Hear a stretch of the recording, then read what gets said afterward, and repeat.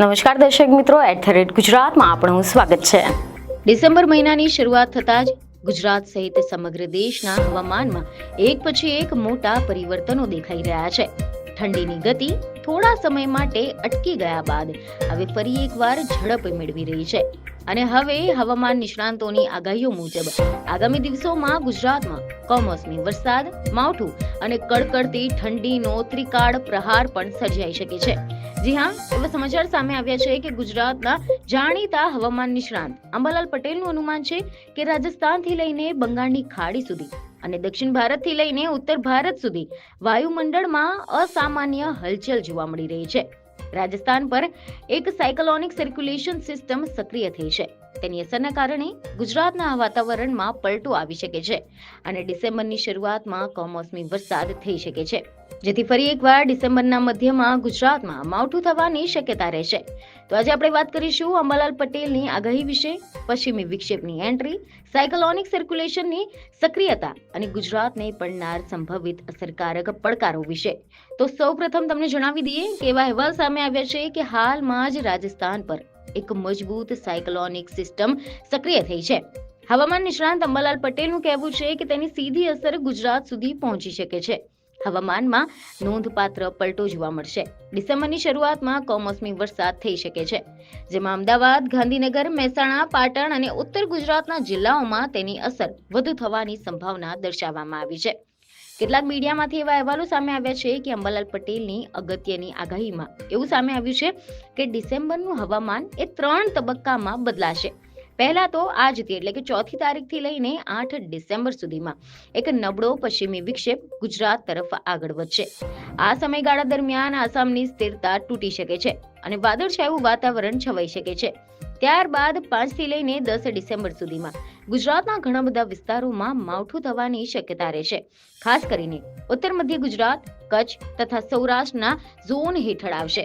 ત્યારબાદ 18 થી લઈને 24 ડિસેમ્બર સુધીમાં આ સમયગાળો સૌથી મહત્વનો ગણવામાં આવી રહ્યો છે, કારણ કે આ દરમિયાન એક મજબૂત પશ્ચિમી વિક્ષેપ, બંગાળની ખાડીમાં બનતું ડિપ્રેશન, અરબી સમુદ્રમાંથી ચડી આવતી ભેજ અને એના સંયોજનથી સર્જાતું સાયક્લોનિક સર્ક્યુલેશન, આ બધું જ મળીને ડિસેમ્બરના મધ્ય અને અંતમાં ગુજરાતમાં માવઠાનો એક મોટો રાઉન્ડ સર્જી શકે છે।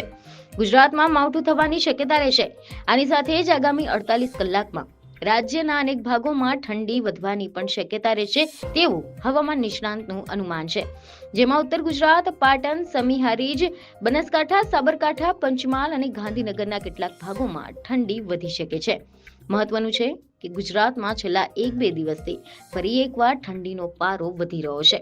ખાસ કરીને કચ્છ, સૌરાષ્ટ્રના કેટલાક વિસ્તારોમાં લઘુત્તમ તાપમાન સામાન્યથી નીચે નોંધાઈ રહ્યું છે। આના કારણે અનેક વિસ્તારોમાં કાતિલ ઠંડીનો અનુભવ થઈ રહ્યો છે। ઉત્તર ગુજરાતમાં ધુમ્મસની શક્યતાઓ પણ વધી શકે છે। હવે આપણે વાત કરીએ હવામાન વિભાગની આગાહી વિશે। તેવા રિપોર્ટ સામે આવ્યા છે કે હવામાન વિભાગે જણાવ્યું છે કે કચ્છ, સૌરાષ્ટ્રના કેટલાક ભાગોમાં લઘુત્તમ તાપમાન સામાન્યની રેન્જથી નીચું રહેશે। આના કારણે કેટલાક વિસ્તારોમાં કડકડતી ઠંડીનો અનુભવ થશે, જ્યારે ઉત્તર ગુજરાત, સૌરાષ્ટ્ર, કચ્છના કેટલાક વિસ્તારોમાં તેમજ મધ્ય ગુજરાતમાં પણ લઘુત્તમ તાપમાન સામાન્ય રેન્જથી ઉપર રહેશે।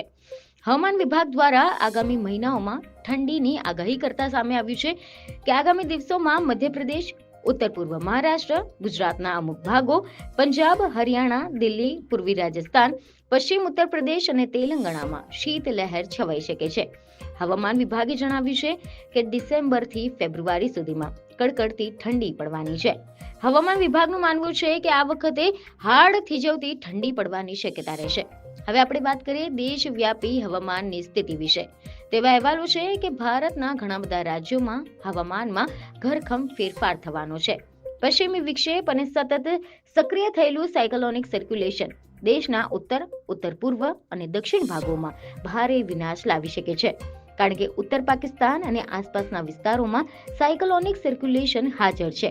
ઉત્તર પાકિસ્તાન અને આસપાસના વિસ્તારોમાં સાયક્લોનિક સર્ક્યુલેશન સક્રિય થયું છે।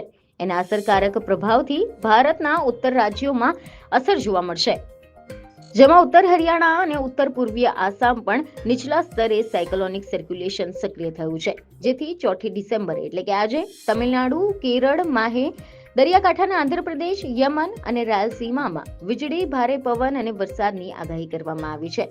એટલે કે આ ડિસેમ્બર મહિનો હવે હવામાનની દ્રષ્ટિએ એક અનોખો મહિનો બની રહ્યો છે. એક તરફ ઠંડીનો ત્રાટકનાર પ્રહાર તો બીજી તરફ કમોસમી વરસાદનું આગમન. આ બંને મળીને ગુજરાતના હવામાનને મોટા ફેરફાર તરફ ધકેલી રહ્યા છે. હવામાન વિભાગ તેમજ નિષ્ણાંતો દ્વારા આપવામાં આવેલી આ આગાહીઓ એ સ્પષ્ટ સંકેત આપે છે કે પ્રકૃતિ આ મહિને અનેક રંગો દેખાડશે, પરંતુ લોકો માટે સાવચેતી જરૂરી રહેશે. આ બધું માત્ર આગાહી છે, પરંતુ કુદરતના મિજાજને સમજી લેવો એ આપણો ફરજ છે. જેથી સુરક્ષિત રહો અને સાવચેત રહો. બીજને ખબર સાથે ફરી મળીશું. ધન્યવાદ.